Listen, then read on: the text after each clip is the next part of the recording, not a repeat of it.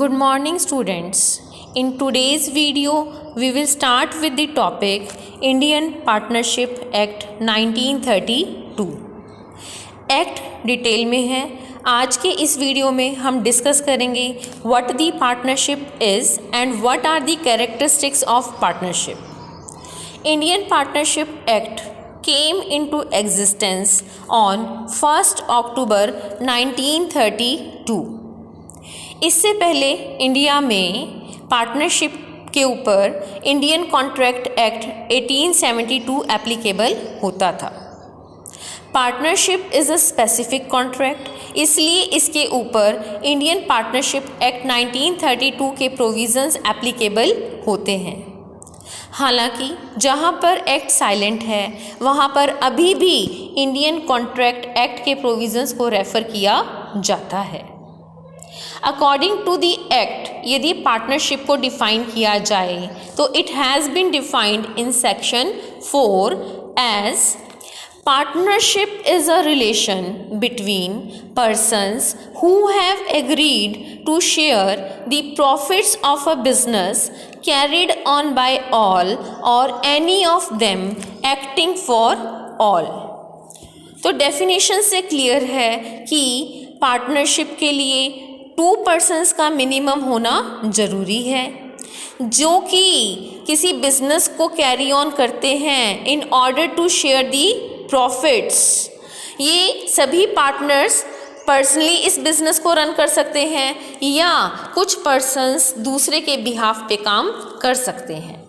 This is a detailed definition and on the basis of this definition we will discuss the characteristics of partnership. Like the very first one is contractual relationship. A partnership is the result of a contract between the partners. Contract की वजह से ही partners are bind to each other. और ये better रहता है कि contract written हो जिससे कि पार्टनर्स की अथॉरिटीज़ एंड रिस्पॉन्सिबिलिटीज़ डिटरमाइन हो सकें और वो पार्टनरशिप के लिए रिस्पॉन्सिबल रहें. सेकेंड इज़ एसोसिएशन ऑफ 2 और मोर पर्सन्स. पार्टनरशिप को एग्जिस्टेंस में लाने के लिए मिनिमम 2 पर्सन्स का होना ज़रूरी है. मैक्सिमम नंबर ऑफ पर्सन्स के लिए इंडियन पार्टनरशिप एक्ट में कुछ भी मेंशन नहीं किया गया है. हालांकि इंडियन कंपनीज एक्ट 2013 के according there can be maximum of 50 partners in a partnership firm. Third characteristic is existence of business. There must be a business to be carried on amongst the partners.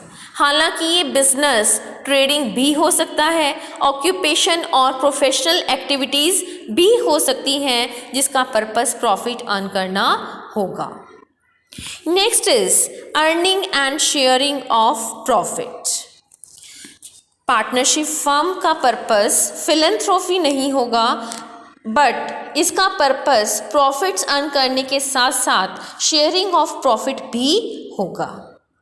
Next, fifth characteristics is business carried on by all or any of them acting for all. It is not essential that all the partners actively participate in the business, but it is essential that the business is done on behalf of all the partners. यानी कि सभी partners की consent का होना ज़रूरी है. Next, lawful business. 6 point. The object of the business must be lawful. It must not be against any law. Next, joint and personal liability. Each partner personally and jointly with the other partners is responsible for any act done by the partnership firm when he was a partner.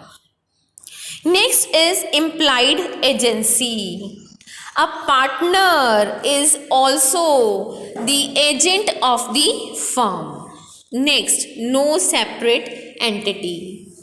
A partner and the firm are one entity. All the rights and duties of the firm are the rights and duties of the partner in his personal capacity. 10th is good faith. The fundamental basis of a partnership is good faith, that each partner will have a complete and absolute trust in the other. That means they will share all information and knowledge about the business. Next and last is individual as a partner.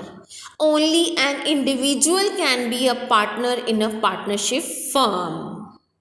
Another firm or an organization cannot be a partner. So these are the characteristics of partnership. So today we have discussed the meaning and characteristics of partnership. Thank you.